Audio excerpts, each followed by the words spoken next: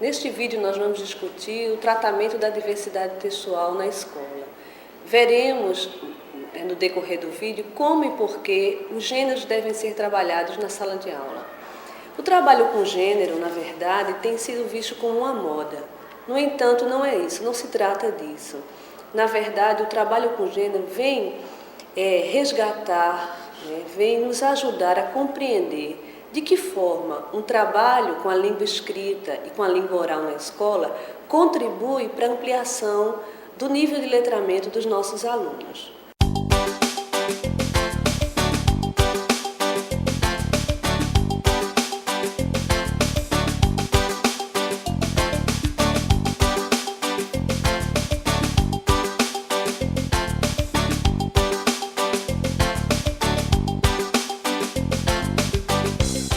Essa questão do letramento, obviamente, passa necessariamente pelo uso e pelo trabalho dos gêneros na sala de aula.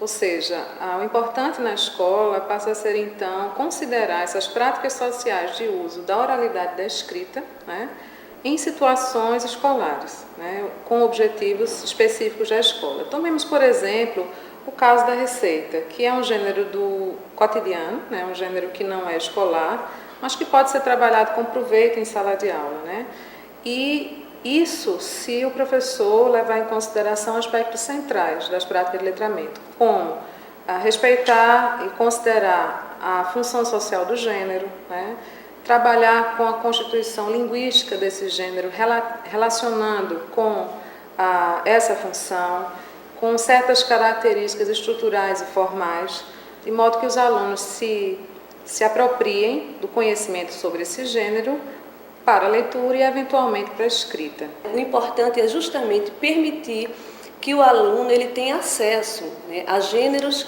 aos diversos gêneros que circulam no cotidiano das pessoas, no dia a dia de cada um de nós. No entanto, afirmar que todo e qualquer gênero é apropriado para ser trabalhado na escola não significa que esse gênero vai entrar no trabalho da sala de aula sem que alguns cuidados sejam considerados. É preciso entender que há gêneros que são próprios da escola e que a escola já vem trabalhando com eles ao longo da história da escolarização, assim como há gêneros que, embora não sejam da escola, eles se encontram na escola como um elemento de trabalho do professor.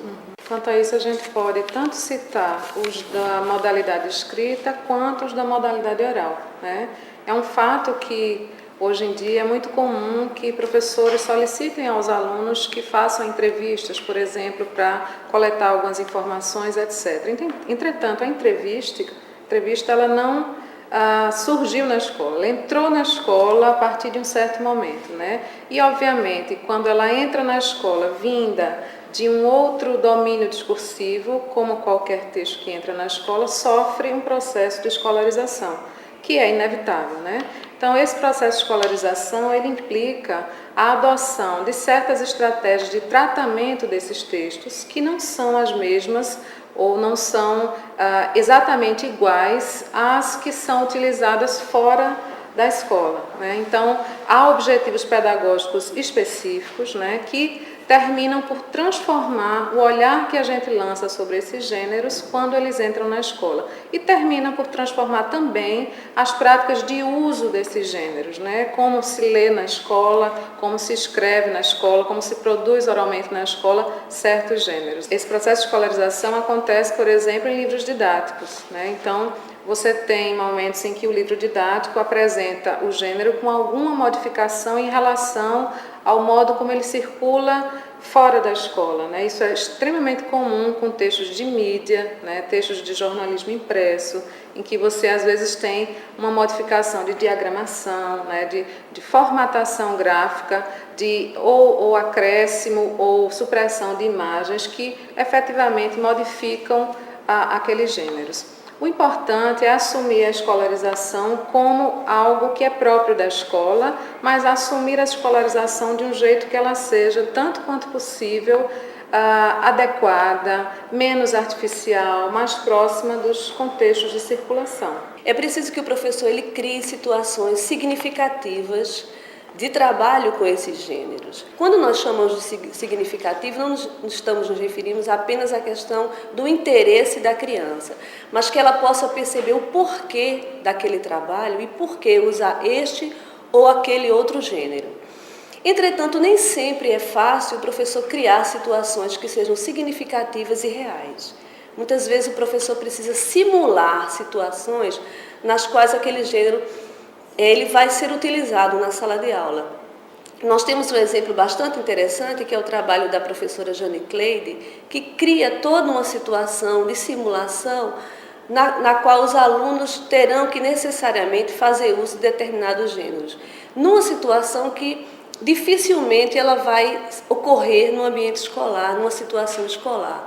Entretanto, ela traz essa situação para a sala de aula, né, e simula com os alunos de que forma eles deveriam utilizar esse gênero se estivessem numa situação real de uso.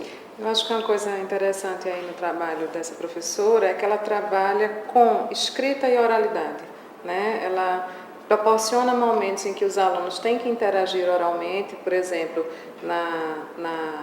no momento em que eles vão vender os produtos que eles criaram lá nas lojas da galeria, né? Então ele tem toda a interação vendedor-cliente, né? Obviamente não há vendedores e clientes reais, mas nessa dimensão lúdica do trabalho com a linguagem, eles tentam se aproximar do que seria uma interação de vendedor-cliente numa loja, né, efetivamente. E nessa tentativa de aproximação por meio de uma situação de simulação, eles também escrevem os textos publicitários, eles trabalham com os cartazes, com os cartazes promocionais, com os panfletos que vão distribuir na loja, né? Então, há uma gama de usos de leitura, de escrita e de oralidade bastante diversificada numa situação que foi criada, planejada pela docente, mas que teve uma repercussão bastante positiva junto aos alunos, já que eles puderam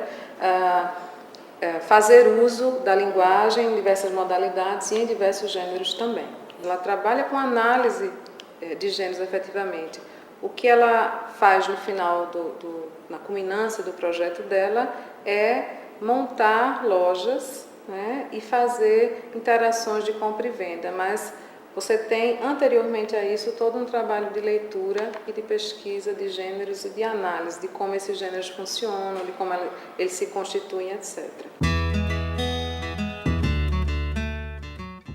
Quanto a essa distinção, né, que a gente começou aqui a esboçar, ou seja, o trabalho com o texto e o trabalho com o gênero, né, isso ainda é uma coisa um pouco, essa diferença é um pouco sutil ainda para a maioria dos professores, né, eles não conseguem, mesmo porque isso não é tão frequentemente tratado em encontros de formação, etc., perceber que há uma diferença, ou seja, não é porque eu estou com o texto em sala de aula, trabalhando com ele do ponto de vista da leitura, que necessariamente eu estou fazendo um trabalho de gêneros. Eu posso trabalhar apenas o texto naquele exemplo específico, sem que eu faça qualquer menção, por exemplo, aos modos de funcionamento do gênero, né, a que aquele texto pertence, ou seja, sem que eu faça essa relação com o fato de que outros exemplares daquele mesmo gênero têm características semelhantes, que recorrem, né, que podem ser identificadas como características próprias do gênero. Sempre trabalhei textos, mas o gênero em si, como trabalhar com gênero, eu tinha uma certa dificuldade. A gente trabalhava texto pelo texto, texto por texto em si. Agora, você trabalhando enquanto gênero, você vai analisar com eles as funções sociais do gênero, você vai analisar o porquê de ter um título. Então, são tantas outras coisas que a gente estabeleceu com eles, bem mais produtivas do que apenas o texto. As duas dimensões, digamos assim, do trabalho com o material textual em sala de aula, né, o trabalho com o texto e o trabalho com o gênero, devem ser contemplados, né, de modo que os alunos possam tanto se aproximar dos exemplos específicos de um texto em especial, aquele ali, a receita do suco de maracujá, outra, mas possam também perceber características que vão se repetir em outros exemplares. Desde que o professor deseje e isso esteja claro nos seus objetivos pedagógicos, nada impede que ele, por exemplo, trabalhe com o texto apenas do ponto de vista de alimentação temática para uma determinada aula, ou seja, ali ele vai ler o texto, tomar contato com aquele conteúdo específico, sem que ele necessariamente tenha que parar para trabalhar com o gênero, né? Mas desde que isso esteja claro, que ele saiba que ali ele está tomando aquele exemplo para um trabalho com o tema, por exemplo, e mais adiante ele vai trabalhar especificamente com outro gênero, etc. Isso precisa estar... essa distinção precisa ser clara para o professor, de modo que ele possa escolher a cada momento que dimensão ele vai abordar.